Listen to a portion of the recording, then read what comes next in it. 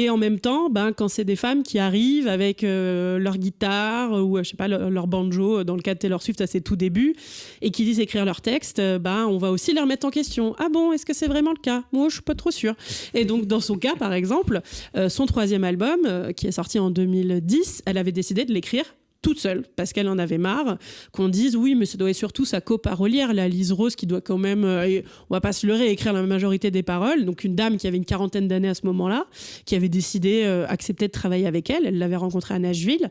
Et en ayant marre de ces remarques-là, son 3e album, à 19-20 ans, elle dit puisque c'est comme ça, je vais l'écrire toute seule et vous allez arrêter de me faire chier et de mettre en doute. Donc on voit bien qu'à nouveau, très souvent, peu importe ce que font les femmes, ça ne va pas. C'est-à-dire que si elles écrivent pas, ça ne va pas, donc tu n'es pas légitime. Si elles disent oui, mais en fait je compose et je produis et je voilà, est-ce que c'est vraiment toi qui as fait tout ça ? C'est quand même un peu suspect.